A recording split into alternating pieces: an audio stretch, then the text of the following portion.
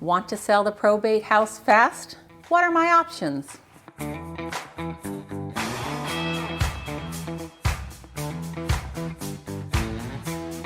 Life, it happens fast, and sometimes you're in a position, because of various reasons, that it's more important to have a fast sale. And here are some of the reasons when personal representatives reach out to us and they're worried about the property and they want to see if they can get a quick sale. Welcome back to our channel. I'm Kim Ward. I am a real estate broker here in beautiful San Diego. Our company is Horizon Real Estate's Probate and Trust Help. One of the reasons why a personal representative may want to sell a home quicker is to settle debts and to pay expenses. The estate may owe money. It may have mortgage payments, property taxes, there could be legal fees, it could be credit card debt, and all of these things may need to be sold quickly. A few years back, we helped Marie with her sister's home that was in foreclosure in Chula Vista. She told me that she thought the bank had told her that she didn't have to pay the mortgage payments. And when we met with Marie,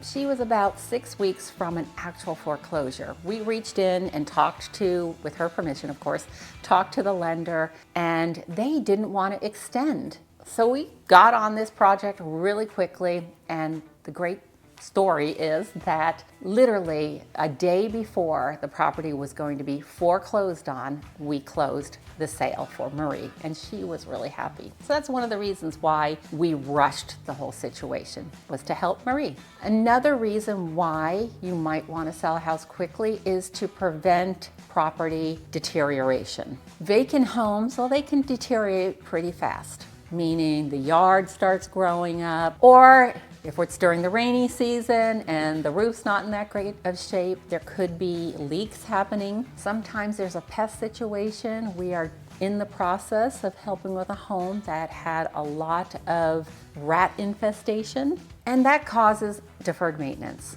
And selling these types of properties fast is the best option because it protects the estate from even more damage. Another reason is break-ins or vandalism.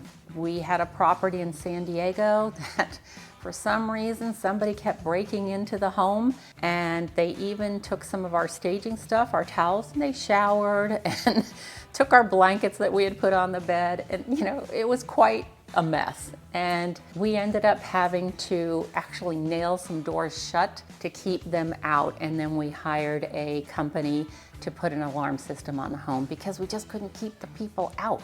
So empty houses, they can attract trespassers and squatters. The longer a property sits, the more risk the estate is taking. Next is to reduce ongoing costs. Every month the estate pays utilities, insurance, maybe yard maintenance, property taxes, and again, a mortgage.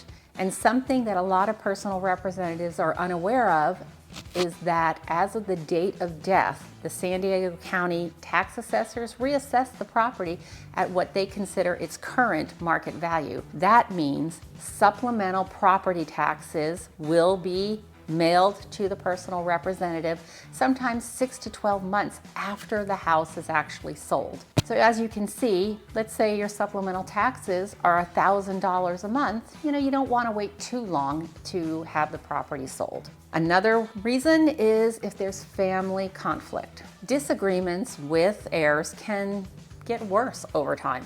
A quicker sale, it can reduce arguments and bring closure to the whole family. Next, let's talk about insurance, the property insurance on your loved one's home. Many of these homes in probate or trust administration are vacant, and somewhere in your loved one's insurance policy, in that tiny little print that I can't read without my glasses, could be that if the property is vacant, they will not cover any insurance claims. So selling quicker could reduce that type of exposure. Or I always recommend you get vacant house insurance, although it does cost 2 to 3 times as much, but it protects you and it protects the estate. So what's your options? A cash offer. The house that I just spoke about with the infestation that we did get rid of, by the way.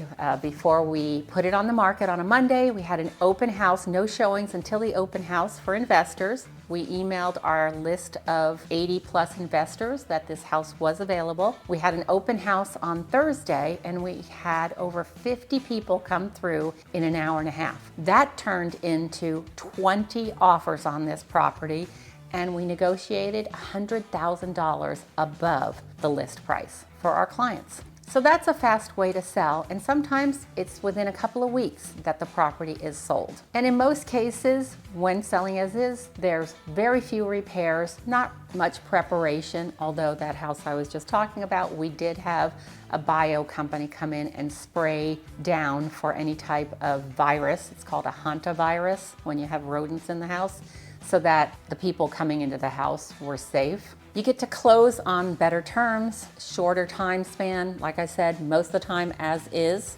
And it's sometimes ideal, like in this case, our client was from out of town, so you can close faster. And if you're overwhelmed with the situation, that relieves that overwhelm quicker. So what do you want to do? You want to hire a real estate professional that is experienced and is known for speed in these cases. You want to price it right, you want to have somebody market it aggressively like we do, and then have them negotiate strong terms and a high price. You're going to want to look for a real estate professional that has low days on market, and what's really important is they have experience with probate or homes in trust and know how to protect the estate and you. It's important that you have a professional that can show you the cash value of the property, mostly as is, and if there were cost-effective repairs and you could be brought up to a traditional buyer, what would the home sell for to a traditional buyer that had to get a loan and an appraisal? That will help you to be able to look at speed versus net value,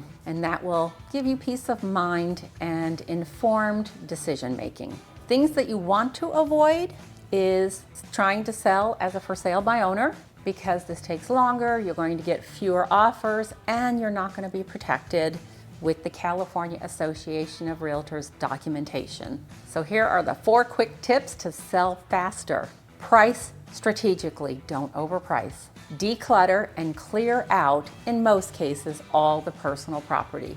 Make small repairs if it's necessary, and hire someone that has the experience to guide you through this. And if you're in a situation where time matters more, then top dollar, then a cash offer may be your best option. Thanks for watching. Again, I'm Kim. Please like, comment, and subscribe to our channel. See you next week.